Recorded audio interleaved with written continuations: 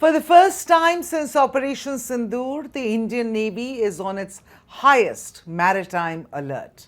And the country that has put India on this footing is not Iran, not China, not even Pakistan. It is the United States of America, whose President Donald Trump will not apologize for targeting 3 ships with Indian crew, killing 3 of them, punching holes with Hellfire missile, and still bragging and grinning about it in front of the world.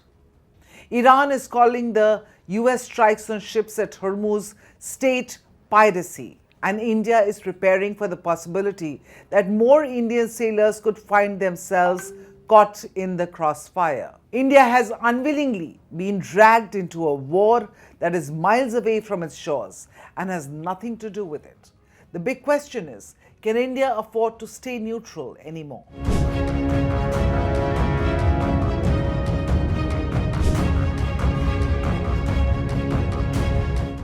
The United States has now openly admitted attacking a 3rd vessel.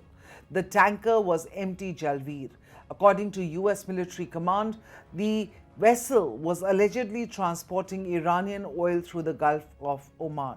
CENTCOM says a ship repeatedly ignored instructions from American forces.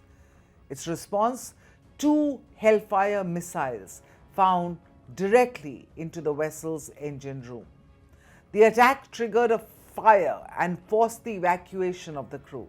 Fortunately, all Indian crew members survived this incident. But the Indian crew from the previous day's attack by US military missiles were not so lucky. 3 of the 24 Indian crew on board MT Setabelo were killed. Their bodies will be brought home soon. India's response to these series of attacks by the US military on Indian crude ships this week was not just diplomatic, it was operational. We lodged a strong protest with the American side. We called in the American CDA, and he was conveyed our deepest concerns on the ongoing incidents of attacks. As also we registered a strong protest with them. We conveyed that the welfare of our seafaring community is very important, and the attacks that are happening must stop.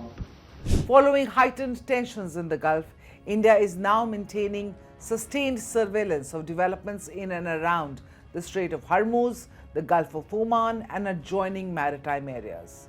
The objective is simple: protect Indian sailors, protect Indian vessels, and be ready to respond to any emergency. Just yesterday, Indian Navy's explosive ordnance disposal team successfully recovered an unexploded missile warhead from the Marshall Islands flagged crude oil tanker MT Olympic Life that had been struck approximately 16 nautical miles east of Muscat in late May. The warhead was embedded in the vessel's structure and was safely extracted and transported to a naval facility for forensic examination. This is what Indian Navy is doing in these waters, not fighting, but quietly, professionally cleaning up the wreckage of a war that it did not start and did not choose. India has remained neutral in the 2026 Iran war. It has faced a domestic energy crisis linked to the Hormuz closure. It has faced political pressure at home, with the opposition accusing the government of failing to adequately respond to the deaths of Indian sailors. Now comes the most uncomfortable dimension of the story. Iran has seized on the deaths of Indian sailors to make its own argument to the world.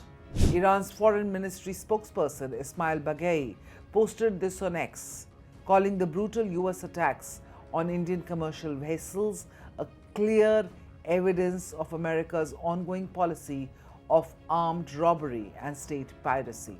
He also urged the international community to hold the United States accountable. India did not ask Iran to say this.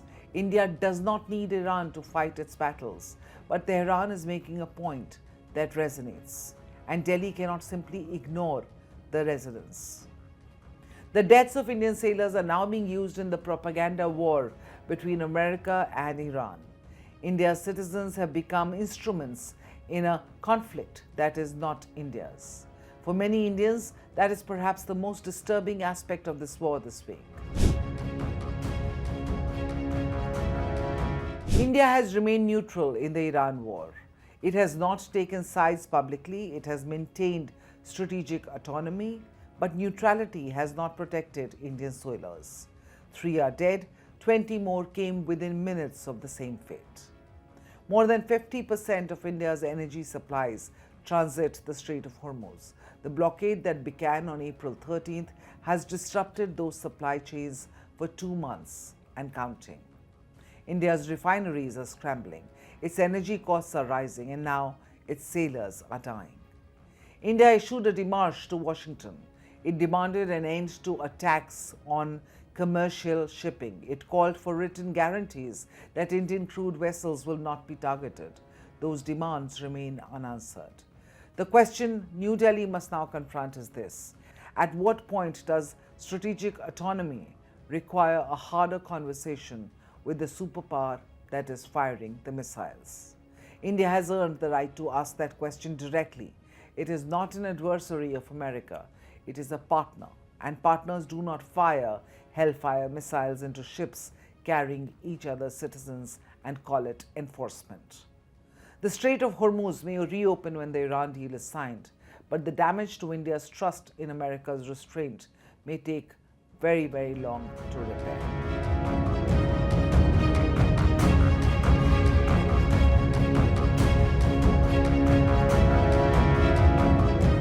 If they had a nuclear weapon, The old rules are breaking. Alliances are shifting. Apologize again to the victims of the paedophile Jeffrey Epstein. Wars are redrawing maps. Oil routes can shake economies overnight. One election in America can impact markets in Mumbai. no tax on tips. One move by China can alter the balance in Asia. One conflict in West Asia can hit every Indian household. This is no longer a distant story. This is our story. Your story. Because for the first time in decades, India is not watching from the sidelines. India is rising. India is negotiating. India is balancing rivals. India is building military strength. India is shaping trade routes. India is becoming central to the new global order. And yet, most global news is still told through someone else's lens. Washington's lens, Beijing's lens, London's lens. But where is India's lens? Where is the platform that explains the world from our perspective? Welcome to India's Axis, a new destination for geopolitics, strategy and power seen through India's eyes. From Neighborhood Watch to the biggest global stories that matter to you. Why tensions in the Taiwan Strait matter to India. How one move by China can affect India's security. What turmoil in Pakistan means for regional stability. How Bangladesh, Sri Lanka, Nepal, and Bhutan shape India's neighborhood. Why oil choke points can hit your wallet. How wars abroad can reshape India's security. This is not noise. This is not shouting. This is not recycled headlines. This is sharp, intelligent storytelling. Daily explainers, war room analysis, strategic conversations. Because news is everywhere, but perspective is rare, and in the age of confusion, clarity is power. Axis is for the audience that wants more than headlines. The axis of global power is shifting.